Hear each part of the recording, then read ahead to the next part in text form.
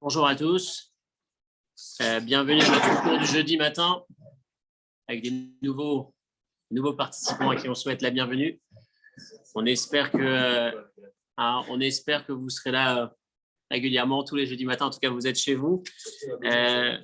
On dédie ce cours en ajoutant une bénédiction particulière pour la Refoua Shelema de Chaya Rivka Bat Yehudit, que Bezrat Hashem, que tout se passe de la meilleure façon.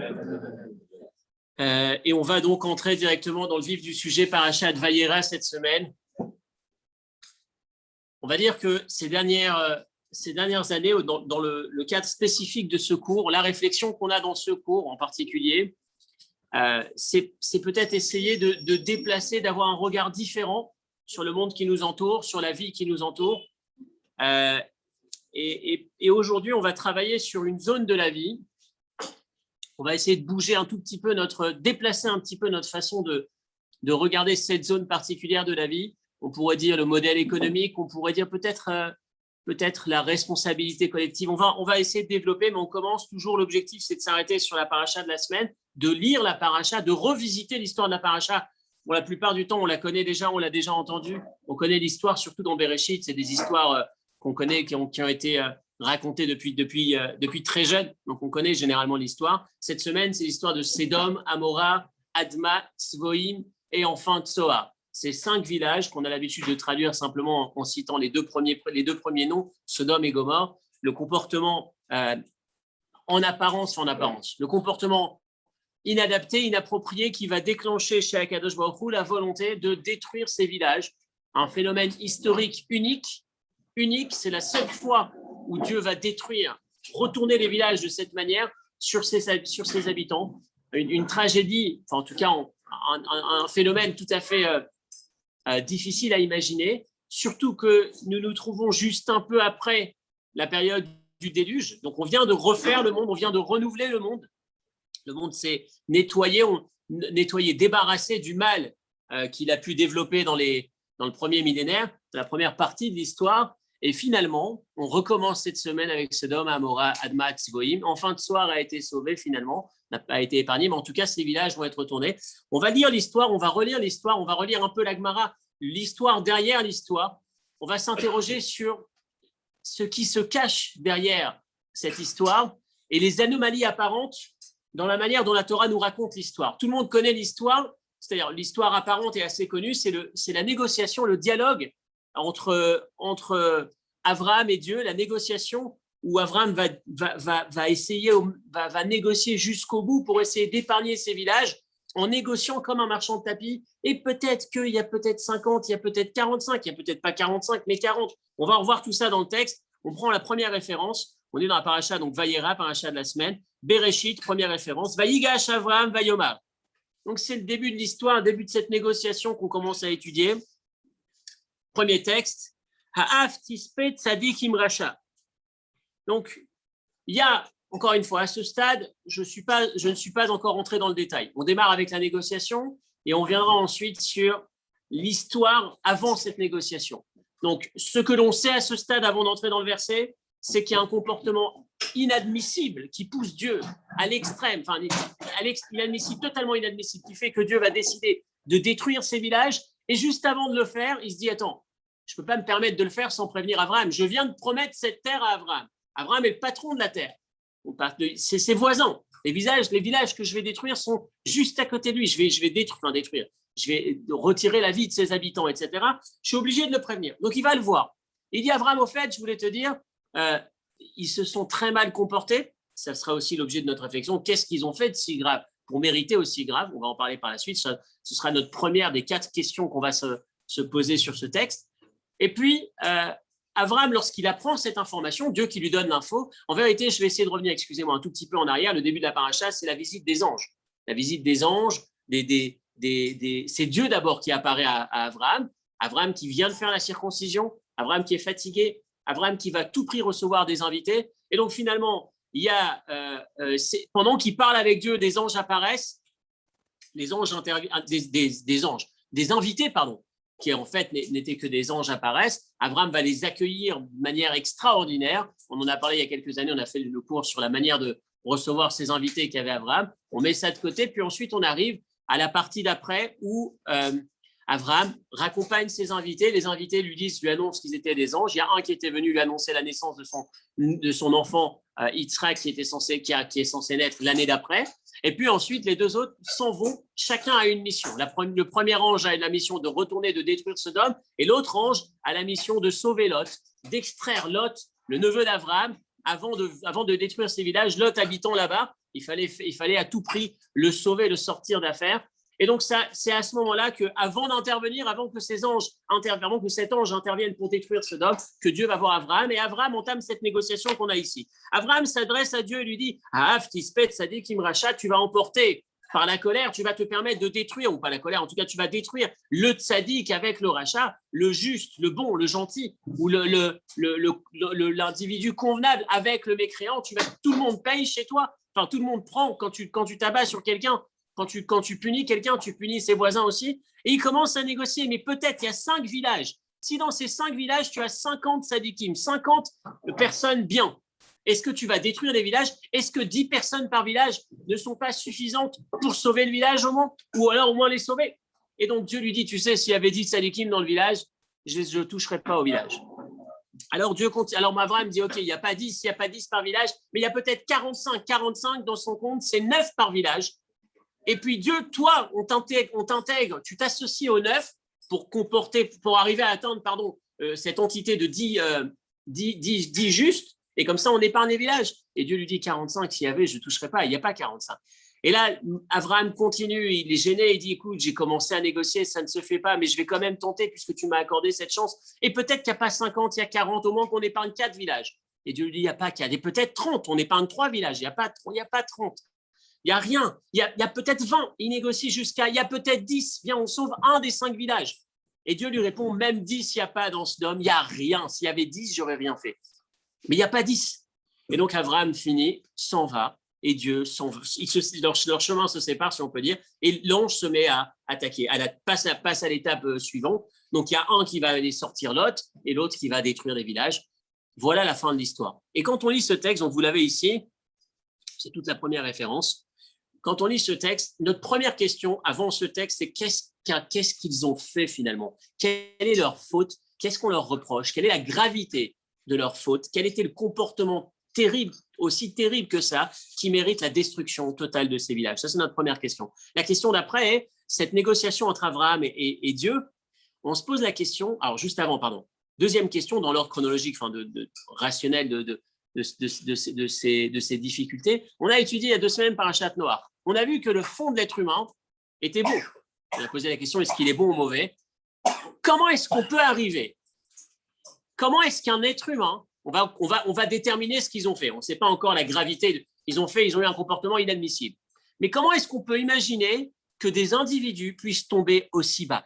Quel est le point de départ de leur idéologie derrière leur comportement abominable? Il y a toujours une idéologie. On va en parler. On n'a toujours pas déterminé qu'est-ce qu'ils ont fait comme erreur. Mais on va dire qu'ils avaient un comportement négatif. Derrière ce comportement négatif, il n'y a pas, la plupart du temps, il n'y a pas juste des ordures, passez-moi l'expression. Il y a au départ une idéologie qui se tient, qui est raisonnable, et après, elle est abusée, tordue, et on en arrive au drame, on en arrive à l'extrême de ce qu'ils ont pu faire. Et donc, la question qu'on va se poser, c'est justement qu'est-ce qu'ils ont fait? Qu'est-ce qu'ils ont fait? Comment ils ont pu en arriver aussi loin? On va en parler. Question suivante, c'est Dieu qui va négocier avec Abraham. Dieu qui va inviter Abraham. Dieu qui invite Abraham à négocier. Abraham, tiens, je voudrais que tu viennes, je vais t'annoncer, je m'apprête à détruire les villes. Et Abraham entre dans la négociation. Quelle négociation il fait? 50, 45, 40, jusqu'à 10. Donc Dieu savait qu'il n'y avait même pas 10. Donc pourquoi tu vas dire à Abraham, pourquoi tu laisses Abraham commencer sa négociation? Quand il commence sa négociation, arrête-toi tout de suite et dis non, il n'y a rien. Pas la peine, il n'y a personne, point. Pourquoi tu négocies 50, il n'y a pas 40? Quel était l'intérêt qu'avait Dieu dans l'invitation qu'il fait à Abraham à négocier? À toi, Dieu, tu connais la réalité. Donc, dis-lui d'emblée, il n'y a rien à faire, c'est fini. Je vais les détruire, il n'y a personne. Pourquoi tu laisses cette négociation si la négociation aboutit à quelque chose à la fin? Alors, il y a peut-être un sens. On peut comprendre que tu entames cette discussion. Mais puisque finalement, on s'aperçoit, toi, Dieu, tu savais que tout était plié d'avance. Alors, pourquoi nous Pourquoi occuper ce temps? Pourquoi nous raconter ce temps? Pourquoi jouer avec Abraham? Quel est l'intérêt de cette négociation? Et la dernière question, c'est Abraham lui-même. Pourquoi tu entres en négociation avec Dieu pour sauver les pires criminels, peut-être pas pires criminels, mais en tout cas des gens qui se sont très, très, très mal comportés? Toi, Abraham, tu représentes l'idéologie la plus pure, la plus positive possible. Tu as en face de toi ton pire ennemi, en tout cas l'idéologie la plus opposée à l'extrême qui puisse exister. Ces personnes vont disparaître parce que Dieu considère que le monde ne peut pas tenir avec ce comportement abominable. Tu devrais soit t'en réjouir ou soit laisser faire. Enfin, tu as du travail en moins. On va te débarrasser de ceux qui militent contre ton travail, contre ce que tu véhicules comme idée. Alors, à quoi bon entrer en négociation? Encore une fois, si on prenait l'exemple d'un rival ou d'un concurrent ou de quelqu'un qui a un comportement criminel ou qui fait la une des faits divers régulièrement, et vous entendez qu'il s'est fait prendre, et pour vous, c'est une délivrance. Le monde on va rendre le monde meilleur en enlevant, en retirant cet individu et ses pratiques du monde. Est-ce que je vais intervenir? Je vais plaider? Non, ne touche pas, laisse-le. Qu'est-ce qui se passe? Qu'est-ce qui se cache derrière tout ça? Donc, je reprends, j'ai présenté les questions, les interrogations, les difficultés en 4 temps. On va les développer une à une. La première question, c'est qu'est-ce qu'ils ont fait de si grave? La deuxième question, une fois qu'on sait ce qu'ils ont fait de si grave, comment ont-ils pu faire une chose si grave? Comment un individu, comment un être humain peut-il tomber aussi bas? Quel est le cheminement qu'il a fait pour arriver aussi bas? On va voir ce que c'est. La troisième question, c'est Dieu. Dieu, pourquoi tu fais entrer Abraham dans une négociation sans issue? Tu le sais d'avance. Et quatrième question, Abraham. Abraham, pourquoi tu cherches à négocier, à intervenir pour des individus qui sont totalement à côté, qui vont exactement à l'extrême opposé de ce pourquoi tu donnes ta vie au quotidien? Donc voilà les interrogations sur le sujet. Tout ça va nous pousser à creuser, à aller un peu plus loin, à voir un peu l'envers du décor. Et comme je disais tout à l'heure, l'objectif de ces questions, l'objectif de ce qu'on voit dans le cours en général, et dans ce cours en particulier, c'est peut-être déplacer, alors il y a pour certains, c'est peut-être déjà une évidence, mais de manière générale, globale, on va dire, revoir notre manière de regarder le monde et essayer de le faire évoluer. Quels sont les principes, quelles sont les valeurs de base, la philosophie qu'on porte sur la gestion du monde, la manière de regarder le monde qui nous entoure? On va essayer de le voir à travers ce texte. Donc déjà, qu'est-ce qui s'est passé? Alors déjà, c'est une parenthèse dans le cours, mais c'est une parenthèse avec un enseignement très intéressant. On a l'impression qu'il a perdu son temps, Abraham, finalement. 50, 40, 45, 40, 30, 20, 10, tout ça pour rien, ou tout ça pour ça, mais tout ça pour rien, finalement. Alors, il y a un commentaire midrashique, un commentaire qui est un peu à côté du commentaire, à côté de l'histoire. C'est plus une seconde lecture, un second degré, mais avec un enseignement très, très riche pour nous au quotidien. Il va nous dire qu'Abraham, la négociation qu'il a avec Dieu, elle n'est pas perdue. Il y a quelque chose, on va obtenir quelque chose. C'est quoi? Alors, encore une fois, c'est du second degré dans un sens. C'est le Mégalé Amoukot qui le cite. Vous allez le voir ici dans la prochaine référence, toujours dans le premier texte. Il va dire que, en fait, 50, 45, 40, 30, 20, 10, ce sont des chiffres qui ne sont pas perdus. C'est une négociation qu'Abraham a avec Dieu dans l'immédiat pour sauver Sodome et Gomorrhe, etc. Mais l'implication, nous allons en bénéficier aujourd'hui. En fait, il y a une négociation en deux temps. Il y a sauve Sodome et Gomorrhe, ne les touche pas, on va essayer de les épargner. Mais il y a aussi sauve mes enfants des années après, des milliers d'années après, nous aujourd'hui, si un jour ils se comportent mal. Et si un jour tu veux retourner, tu veux leur donner le sort qu'a subi Sodome et Gomorrhe, alors je voudrais que tu te rappelles, Dieu, de cette négociation. C'est quoi la négociation? 50, 45, 40, ce sont des nombres de jours. 50, c'est la période du premier jour du mois d'Elul, où on commence les Sélichot, jusqu'au jour de Shana Rabba. Si vous comptez, vous avez 30 jours de Elul, et au Shana Rabba, c'est le 21 Tishri, donc 30 et 20, ça fait 50. Abraham est en train de dire à Dieu, ou en tout cas l'implication de cette négociation, c'est si tes enfants, si mes enfants, si les descendants plus tard du peuple juif, des siècles et des millénaires après, ils se sont très mal comportés, comme Sodome. Admettons que tu décides qu'on ne peut plus accepter ce qui s'est passé, mais qui viennent vers toi et qui font tes chouvas. Admettons qu'ils viennent vers toi faire tes chouvas pendant 50 jours. Est-ce que tu vas accepter de revenir sur ton décret? Et Dieu lui dit 50, tu peux. S'ils font tes chouvas depuis le premier jour du mois d'Elul, ils font Rosh Hashanah, Kippour, ils font Sukkot, Hoshana Rabbah, on y va. Après, Abraham, il dit, et si vraiment ils ne font pas 50, mais ils font 45. Ils ne vont pas jusqu'à Hoshana Rabbah, mais ils s'arrêtent à Sukkot, c'est encore les échéances. Ils commencent au Selichot, ils vont jusqu'au premier jour de Sukkot, le premier jour du décompte des fautes, on en avait parlé pendant les fêtes. Alors Dieu lui dit, tu sais quoi, même s'ils font 45, je pardonne. Il dit, et si maintenant j'ai commencé la négociation, si on arrive à 40, 40, ça représente depuis le début du mois d'Elul et il s'arrête à Kippour, 30 du mois d'Elul et les 10 premiers jours. Il dit 40, je pardonne aussi, j'efface aussi. Il dit, j'ai déjà commencé, et s'ils font que le mois d'Elul, 30, qu'est-ce que je fais? Qu'est-ce qu'on fait? Est-ce que tu acceptes? Il n'a pas tenu plus loin. Il dit 30 aussi, je pardonne. Il dit, si maintenant ils font que 20, 20 c'est qu'il démarre à Rosh Hashanah, en Elul, il était encore à la plage, il démarre à Rosh Hashanah, il va jusqu'à Kippour, il fait Teshuvah, il va jusqu'à Sukkot, il va jusqu'à Hoshana Rabbah, les 20 jours qu'il y a. Il lui dit, ça passe. Il lui dit, si enfin, il fait que 10 jours, il démarre à Rosh Hashanah, il finit à Kippour, il dit, ça aussi, ça passe. Et là, l'intérêt de cette parenthèse, l'intérêt de cet enseignement, c'est très, très riche. À chaque fois, on entend ce genre de discours. Quand on prie, parfois on prie, on a l'impression que ça ne sert à rien. Ça n'a pas abouti. Dieu n'a pas entendu ma prière. Il faut savoir que nos prières sont toujours entendues. C'est une parenthèse, mais c'est une parenthèse qui a tout son pesant d'or. C'est tellement important de se le répéter. Le nombre de fois on s'est tourné vers Dieu et on sent parfois cette déception. J'ai prié de tout mon cœur, j'ai insisté, j'ai imploré, j'ai pris des décisions et j'ai pas vu les fruits. J'attendais une solution et j'attendais un dénouement que j'ai pas eu, j'attendais un miracle que j'ai pas eu. Sachez, je me souviens malheureusement dans les moments difficiles de la vie. On entend souvent, on a toujours cette difficulté parce que la plupart du temps, avant une tragédie ou avant un moment difficile, on a prié aussi. Et le texte nous dit, chaque fois qu'il y a une prière qui est faite, c'est peut-être pas moi qui en bénéficie, mais c'est mes enfants, mes petits-enfants, mes arrière-petits-enfants. Il y a quelqu'un autour de moi qui va bénéficier de cette bénédiction. Et c'est le sens de ce commentaire. Abraham, pour Sodome, il n'a pas réussi. Mais Abraham, pour nous, il a réussi d'une manière différente.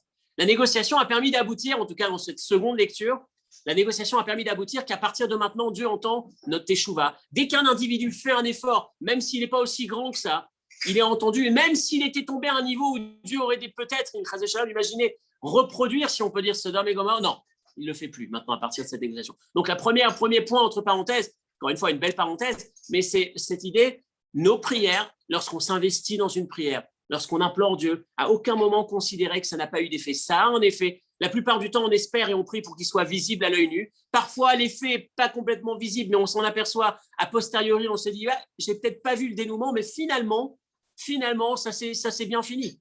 Et parfois, on n'a pas la chance de le voir de notre vivant, mais on sait que c'est nos enfants. On va découvrir, on va entendre, on va apprendre, ou en tout cas, quand on lit l'histoire, en tout cas, quand on lit ce commentaire, que c'est nos enfants, nos petits-enfants, mais toujours, chaque fois qu'il y a une prière, c'est stocké quelque part, c'est traité par Dieu et c'est accordé. Ça, c'était le sens du Mégalé Amoukot, le texte qui est ici, Nirmezu Kanyeme Hatshuva. Vous avez ici donc cette allusion au fameux jour de Teshuvah, 50 depuis Rosh Chodesh Elul jusqu'à Hoshana Rabbah, etc., etc. Et donc, vous avez, on reprend un peu la série des questions, mais avant d'arriver aux questions, je voudrais répondre avec vous la Gemara Sanhedrin, parce qu'il va falloir comprendre un peu le délire de ces hommes. Parce que jusque-là, on n'a pas encore expliqué notre première question, on n'a pas commencé à expliquer qu'est-ce qu'ils ont fait, qu'est-ce qui s'est passé dans leur tête. Donc déjà, il faut savoir, on le sait aujourd'hui que Sodome, quand on visite Israël et qu'on va vers Yam HaMelach, vers la mer morte, on passe dans cette zone-là, la mer salée, la mer morte, on sait qu'elle est connue pour ses bienfaits. Mais le Midrash va dire, à partir de Yecheskel, on le voit, ça commence à Yecheskel, mais après le Midrash va développer, que finalement, ils avaient une terre qui possédait les plus grandes richesses naturelles. Un peu comme si vous dites, ces terres du Koweït, ces terres qui ont des... La Gemara va dire que des richesses naturelles, des réserves naturelles extraordinaires. C'était les hommes les plus riches du monde, naturellement. Ils possédaient ces richesses. C'était des barons, peu importe, ils avaient une quantité, ils avaient une richesse illimitée. Mais en parallèle avec leur richesse illimitée, ils avaient là, on a une morale à zéro, mais indépendamment du moral à zéro, je voudrais mettre le pendant. J'ai pas le mot exact, le verbe pour quelqu'un qui est radin. J'ai pas réussi à trouver le mot le plus adapté.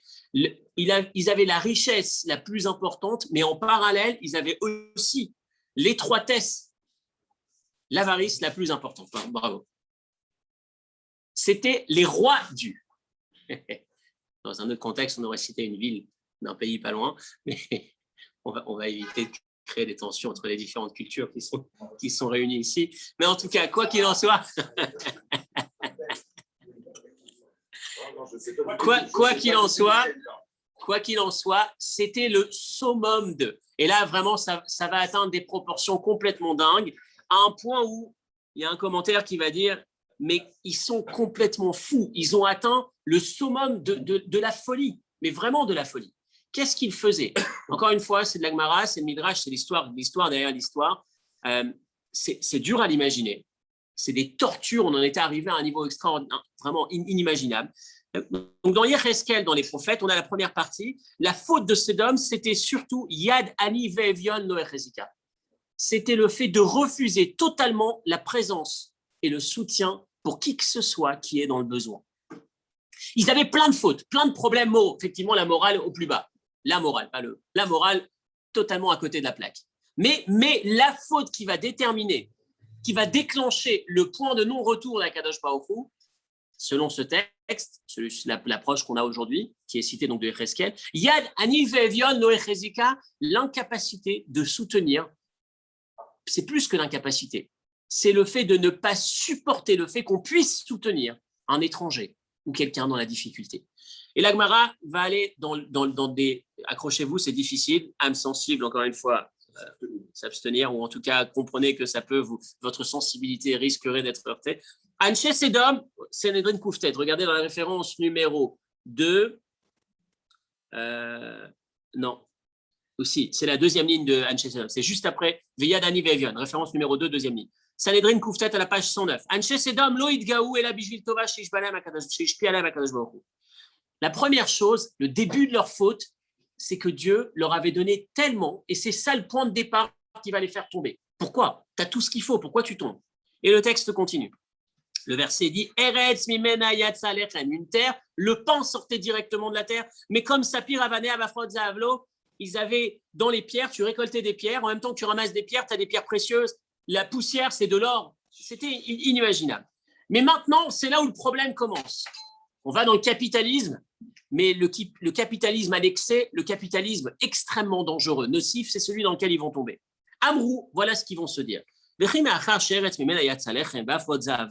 On a tellement de richesses de notre terre.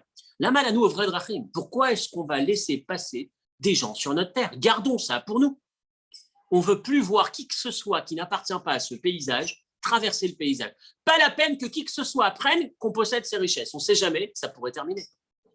On pourrait ne plus en avoir assez. Si les autres apprennent, aujourd'hui on est large, on est riche, mais si demain on est plus nombreux à être avec cette même ressource, il y en aura beaucoup moins pour nous. Donc on va faire un truc. Ce n'était pas l'anarchie du déluge, c'était très structuré, très organisé. Il y avait des lois, c'était légiféré, tout était organisé. Quelle était la loi?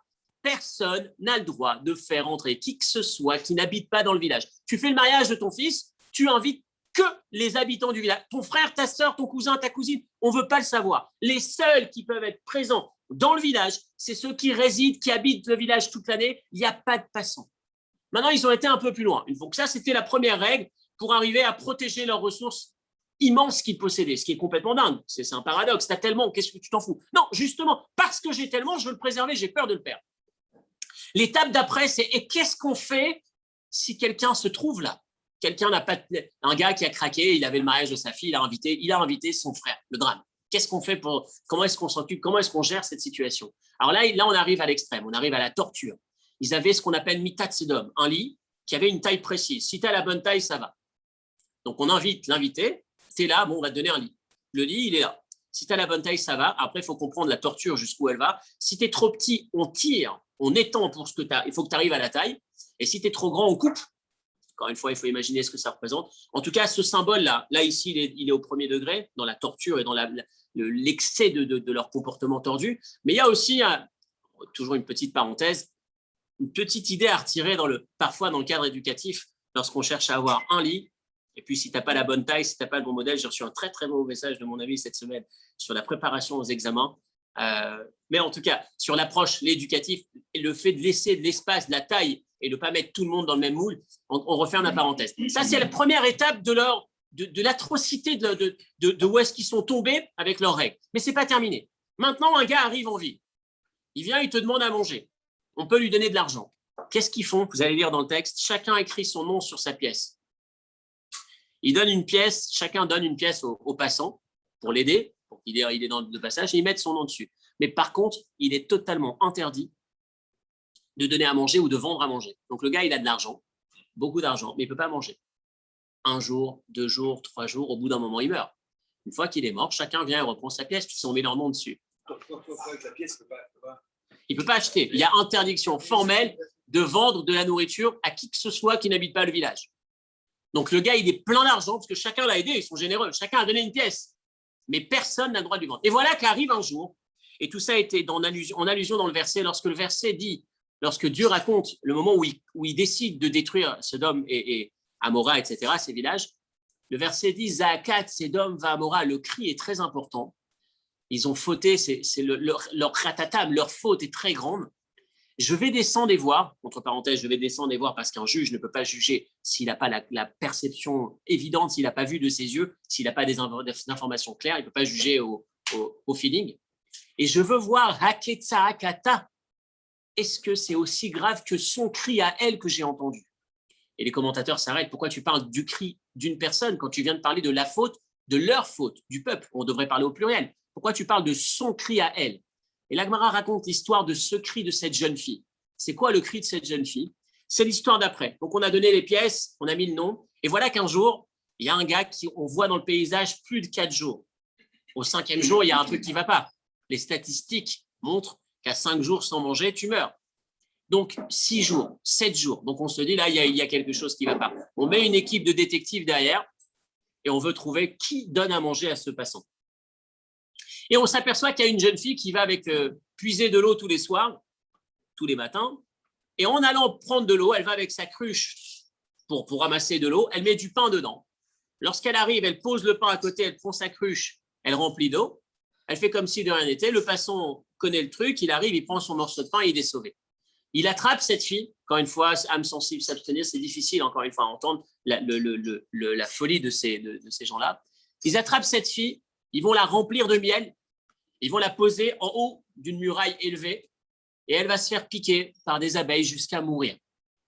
Ketsaakata, c'est le cri de cette jeune fille. C'est ce qui va déterminer, ce qui va déclencher, ce qui va décider Dieu à dire stop, on ne peut plus continuer comme ça. Quel est le sens de leur démarche, entre autres? C'est regarde, tu laisses une abeille qui vient prendre un peu et après tu as plein d'abeilles. Si tu ouvres la porte à un passant, tu sais comment c'est les pauvres et les clochards. Il y a un qui va répéter à l'autre et l'autre qui va répéter à l'autre et à la fin, on va perdre nos ressources naturelles. On ne peut pas. C'est bien légiféré tout ça, c'est organisé. Donc, on a entendu, on a le premier élément, première question, première interrogation, quelle était la gravité de leur comportement? Enfin, qu'est-ce qu'ils ont fait? En tout cas, voilà ce qu'ils ont fait. Ils ont été dans un comportement, c'est pas qu'ils ne donnaient pas, c'est qu'ils interdisaient que qui que ce soit puisse aider qui que ce soit. C'est l'extrême, encore une fois, c'est le mal à l'extrême. Maintenant, les questions d'après, c'est comment on arrive à ça? Comment un individu, il y a une phrase que je citais qui est dans le Etz Yosef, la référence, juste avant la 3e référence, Ma'amarze ishtomem kol benad. Comment est-ce qu'on peut entendre cette attitude, ce lit-là, le lit de Sodome, ces pièces avec le nom et ce miel? Allo Zedarkam Kesselamo, ils sont complètement fous. Davarze Donitan Asot, et là, les Mshugayim ou Mtorafim. Il faut être fou pour faire ça. Comment un individu normal, un pays, un peuple, une législation, comment est-ce qu'on peut en arriver à accepter une chose pareille? Et donc voilà nos questions. Donc le bloc des questions, on a répondu à nos 2 premières, enfin on a l'explication de ce qu'ils ont fait, on sait ce qu'ils ont fait. Il nous reste nos 3 questions, maintenant les 3 de la fin, c'est comment ils ont pu faire une chose pareille, pourquoi Dieu embarque Abraham dans une négociation sans issue, et enfin pourquoi Abraham cherche à défendre des gens qui ont un comportement tellement abominable. Tout ça, c'est avec Mara. Ouais, j'ai commencé à lire le texte avec vous, mais vous l'avez, vous continuez, c'est la suite. Excusez-moi. C'est Bereshit, Bereshit Yutret, juste après. Sanhedrin Shamaita, Lanche Sedom Mita, Shayul Manimale Aochrim, ils avaient un lit sur lequel ils faisaient dormir les passants. Kasheraya Orech Mamita, lorsqu'il était trop long, on le raccourcissait, etc. Tout est ici. OK? Donc maintenant, on arrive sur la réponse, on arrive sur le passage que je voulais partager avec vous aujourd'hui, l'idée, le regard sur la vie d'une certaine manière que je voulais voir avec vous. En fait, comment est-ce qu'ils en sont arrivés là? Quelle est la gravité? Pourquoi est-ce que c'est tellement aussi grave que ça par rapport à Dieu? Et tout ce qui s'ensuit, il faut savoir déjà que leur idée l'idée derrière le crime, l'idée qui fait qu'ils vont déraper, existe toujours. Sodome, la ville, a été détruite, les individus ne sont plus, mais le concept de Sodome, dans l'esprit de ce qu'on est en train de voir, existe toujours.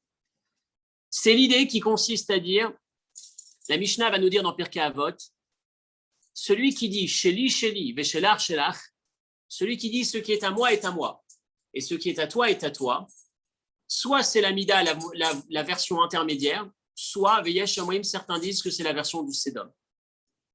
Sédom, c'est ce qui est à moi, ce qui est à toi. Pirkei Avot. Je crois que c'est le 3e ou 4e période, je ne me rappelle plus. Attends, je vais peut-être le retrouver. Attends, je sais pas ici. Ils n'ont pas été avertis, les gens de Sédom, que la ville avait été détruite s'ils ne changent pas de comportement.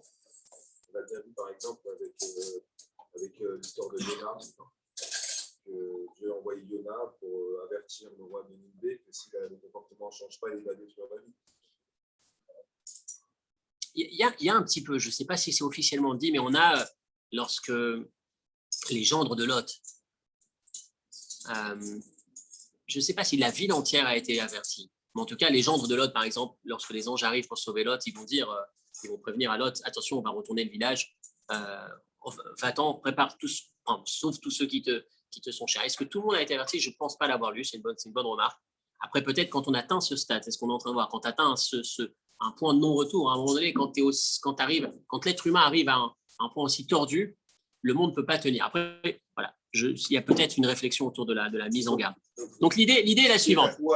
Ce qui est à moi, ce qui est à toi, est égal l'individualisme exclusif. Je ne pense qu'à moi, je n'ai aucune responsabilité du monde qui m'entoure. En théorie, ça peut se tenir. L'idée, c'est je possède, c'est mon affaire, j'ai gagné, j'ai travaillé dur pour gagner. Je n'ai pas besoin de toi, il n'y a aucune raison que je me préoccupe de toi. Toi, tu t'occupes de toi, moi, je m'occupe de moi. Ça, c'est le point de départ, ça, c'est la graine. Cette idée existe toujours, même si on n'est pas jusqu'aux extrêmes du lit et de tout ce qui s'ensuit. Mais rappelez-vous que le point de départ, voilà l'approche. Le point de départ du Sédom, c'est ça. C'est celui qui ne supporte pas, qui n'a pas la conscience que le monde est fait, que le monde a besoin de manière indispensable de l'interaction entre les uns et les autres, de l'un qui aide et qui prend en considération ce que l'autre peut avoir besoin. Mais sachez, ça j'ai regardé, j'ai un peu traîné un peu sur Internet, j'avais une base sur le texte que j'ai, mais après j'ai été chercher un peu. La loi française est pas mal là-dessus, mais le droit américain, il est inquiétant. Le droit américain, il y a un sujet, c'est un des faits divers de 1964, mars 1964, une jeune américaine, Kitty Genovza, vous retrouverez Catherine Kitty Genovza, elle entre chez elle à 3h du matin, aux États-Unis, pas New York, mais un des États-Unis. Elle entre chez elle, sur Internet, vous retrouvez tout le truc, elle descend de sa voiture, etc. Elle était heureuse, elle vivait une belle vie. Elle se fait poignarder par un gars déséquilibré, comme tous ceux qui poignardent généralement, dans la rue. Elle crie. Ah, je viens de me faire poignarder. Ah, qu'est-ce qui se passe? Elle prend conscience qu'il ne s'est pas juste approché d'elle, mais qu'il l'a poignardée. Elle voit autour d'elle des rideaux qui bougent, parce qu'elle a crié. Elle va jusque son immeuble. Elle s'effondre dans la cage d'escalier. Le gars revient et pendant, je crois que c'est une demi-heure, peut-être même plus, il continue à s'amuser jusqu'à ce qu'à la fin, le dernier coup soit fatal. Pendant tout ce temps-là, elle crie.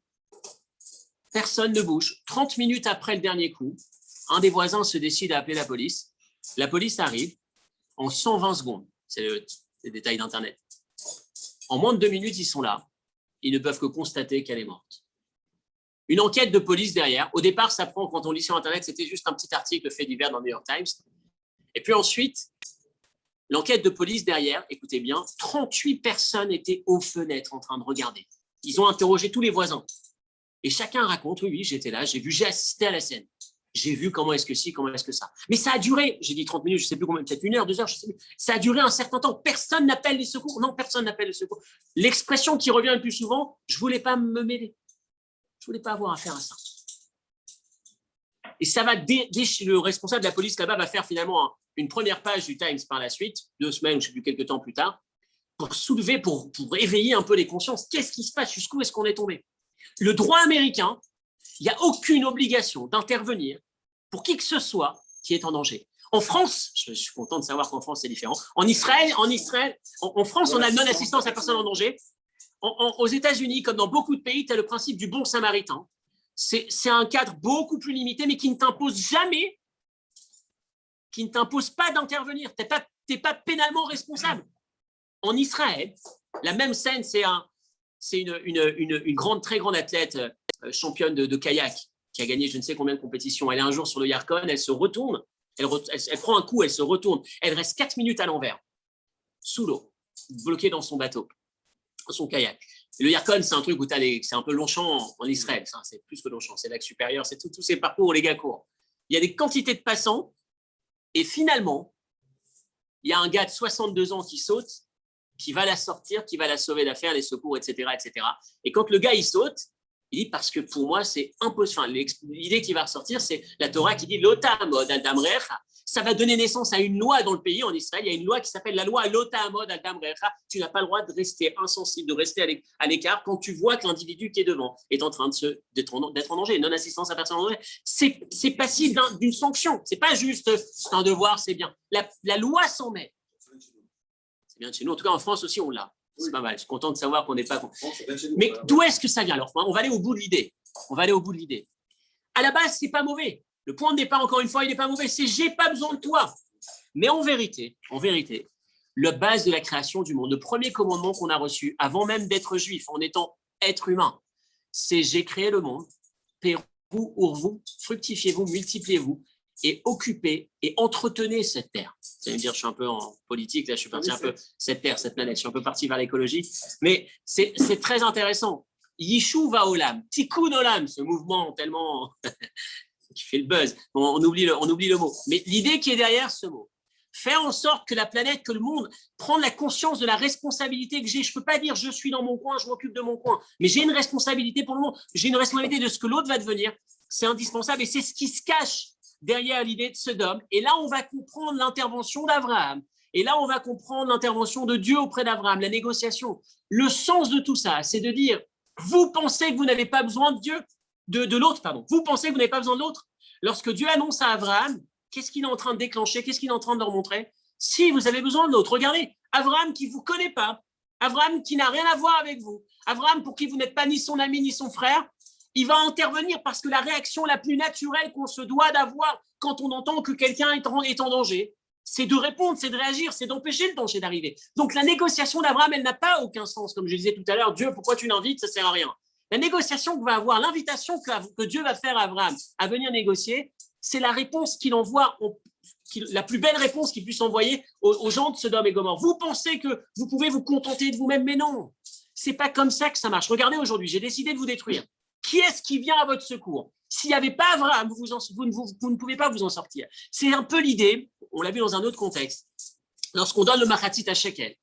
Un des midrashim dans Yerushalmi, c'est rapporté le demi-shekel qu'on donne, le fameux demi-shekel qu'on donne à l'époque de Purim, autour de Purim. Une des explications, c'est pour réparer la faute des frères de Yosef. Les frères de Yosef, lorsqu'ils ont vendu leurs frères, ils ont gagné 5 pièces. Ils étaient 10, un demi-shekel chacun. Ils ont été s'acheter une paire de chaussures. En tout cas, l'idée, c'est un demi-shekel. On va donner ce demi-shekel pour réparer la faute des frères de Yosef. Pourquoi ce demi-shekel? On a déjà travaillé cette idée dans un autre contexte, en rapport avec Dieu. Et là, en rapport avec le frère, l'être humain. Le message que la Torah est en train de donner. Les frères de Yosef pensaient au moment où ils se sont séparés de leurs frères, je n'ai pas besoin de toi, nous n'avons pas besoin de toi, tu n'es qu'un poids pour nous. On va s'auto-gérer, on n'a pas besoin de toi, toi dehors. Tu nous sers à rien, tu nous embêtes, dehors.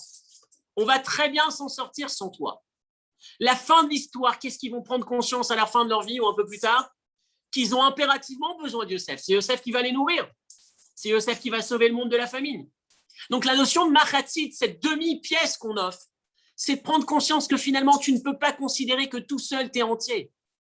Tu dois prendre conscience que la vie est faite de demi. Tu as besoin impérativement d'un autre qui va te compléter. Et même si tu es riche, et même si tu as réussi, après là, j'entre un peu dans la notion d'économie ou de politique économique, mais dis-toi bien qu'à un moment donné, s'il n'y a pas de clients, ta richesse n'arrive pas. Tu peux produire, tu peux vendre, tu peux développer, mais si personne n'achète. Donc même si le gars est pauvre, mais c'est ce pauvre qui finalement va développer, va permettre à ton business d'une manière ou d'une autre. C'est l'autre, tu as besoin impérativement de l'autre pour te développer. Et il est normal qu'à partir du moment où tu prends de l'autre, que tu sois présent pour l'autre. Et là, vous avez un mot très joli en hébreu, venatenu. Alors, vous connaissez tous la blague du gars qui est très, très riche, mais aussi qui fait partie des gens de Sodome, je ne sais pas de quelle région du monde, qui se retrouve à tomber dans un trou. On va le chercher. Tout le monde la connaît, je pense. Vous avez tous une identité à côté, une région du monde à coller comme origine de ce garçon. Il est tombé, c'est un homme fortuné, mais il est tombé dans ce trou. Sa femme, ses enfants, tout le monde vient le voir. Vas-y, donne-moi la main, on va te sortir. Donne-moi la main, on va te sortir. Et il ne donne pas la main. Il reste, il ne répond pas, il reste dans le trou. Maintenant, les minutes sont comptées, il manque d'oxygène, il risque de mourir. Pourquoi tu ne donnes pas la main? On appelle le rabbin, et le rabbin arrive, il lui dit quelques mots à l'oreille, et finalement, il donne la main, il accroche la main du rabbin, il sort. Et il a la vie sauvée. On lui dit, mais je ne comprends pas, on était là pour te sauver, on t'a dit donne la main. On demande au rabbin, qu'est-ce que tu as fait, qu'est-ce que tu lui as dit à l'oreille? Il dit, vous étiez en train de lui dire, donne la main, il ne s'est pas donné. Moi, je lui ai dit, prends ma main.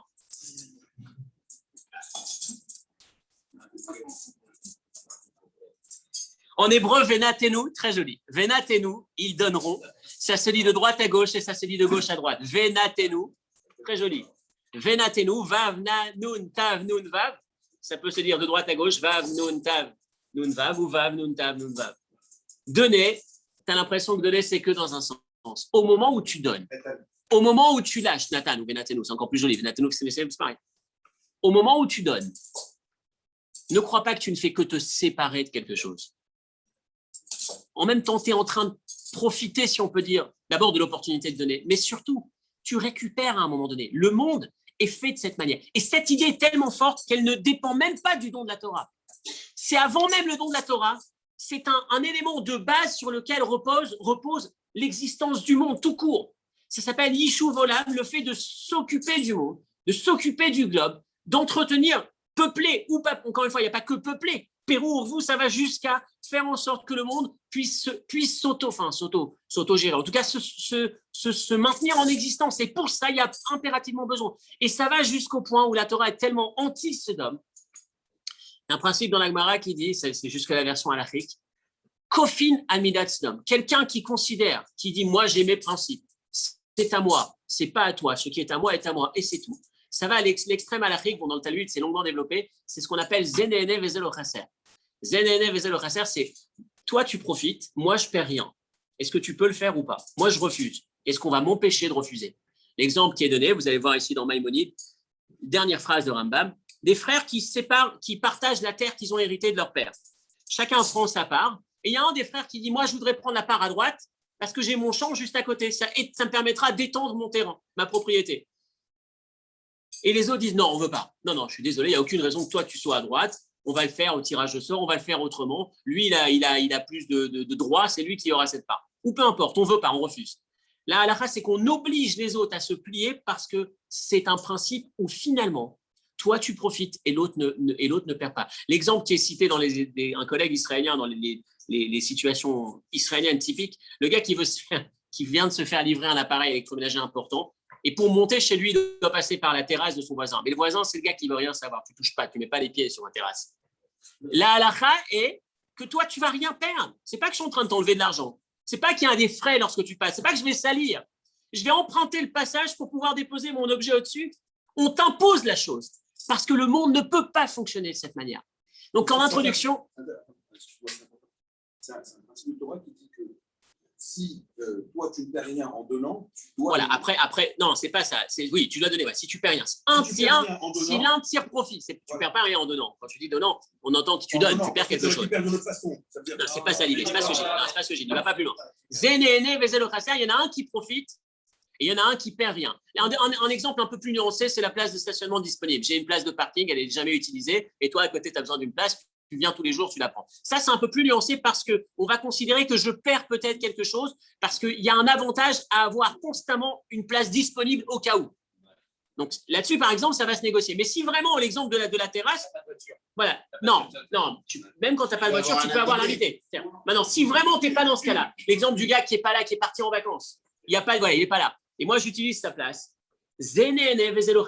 On entre dans ce cadre-là. Tellement que la Torah est opposée à cette mentalité, à la mentalité Sodome. Et je termine par cette idée. Je vous ai dit au début du cours que c'est finalement ce que je cherchais à ressortir de ce cours. Je n'ai pas été dans la Tzedaka, je n'ai pas été dans le Maaser, même si Mendele m'a fait une invitation tout à l'heure, sans savoir de quoi on allait parler. Mais j'ai pas été dans le sujet, mais c'est vrai que c'est facile d'aller un peu plus loin et de regarder la tzedaka. On a eu fait des cours dans le passé sur ce principe de maaser et de tzedaka, cette notion que finalement on est banquier, on est l'intermédiaire de. Mais je ne veux pas aller jusque-là. Quand on se pose la question finalement, pourquoi c'est Abraham notre père? Pourquoi Noach n'était pas notre père? On a exactement cette même idée. Parce que Noach, lorsqu'il apprend que le monde va être détruit, il s'enferme dans l'arche. Abraham, lorsqu'il apprend que ses voisins les plus tordus du monde vont être détruits, il court à leur secours. Et c'est cette philosophie qu'on doit hériter. Cette notion de prendre conscience que l'individualisme, le titre que vous avez là-haut, c'est quelle était l'idéologie derrière l'économie sédomite. Quelle était leur idéologie? L'idéologie de ce capitalisme à l'extrême excessif. Encore une fois, le mot, je ne l'ai pas. En hébreu, il y a l'expression chaziri, c'est-à-dire que ça devient du chazir dans le sens cochon. Arriver à l'extrême où ça devient tordu, où ça devient négatif. L'individualisme à l'extrême, ça ne peut pas fonctionner. Ce n'est pas comme ça que le monde a été fait. Et ce qu'on hérite d'Abraham, c'est ce regard, c'est cette philosophie du monde. Alors vous allez me dire, qu'est-ce que j'ai appris dans ce cours? Pourquoi? Quel est le plus ou la particularité de ce cours? C'est de regarder la tzedaka qu'on fait déjà, la générosité qu'on a déjà, parce qu'on a ça de manière innée, on le fait déjà, on a déjà travaillé dessus. Mais peut-être pousser notre réflexion un peu plus loin en se disant, en fait, c'est vrai que le monde a été créé et fonctionne à la base de cette manière. Le monde ne peut pas fonctionner. C'est vrai que dire c'est à moi, il n'y a pas besoin de me soucier de ce que devient l'autre. En vérité, ça n'est pas juste, parce qu'en vérité, j'ai besoin de l'autre en permanence. Donc, quelque part, j'ai besoin aussi d'être présent pour l'autre. De la même manière que je ne peux pas exister simplement de manière totalement individualiste. C'est peut-être pousser un peu plus la réflexion, prendre conscience combien est-ce que c'est inné au modèle de la création et du fonctionnement du monde. Et par conséquent, la responsabilité qui est la nôtre, de garder, de cultiver et de développer ce modèle. Shabbat Shalom et Bezrat Hashem, normalement à la semaine prochaine. Nathan, c'est un palindrome.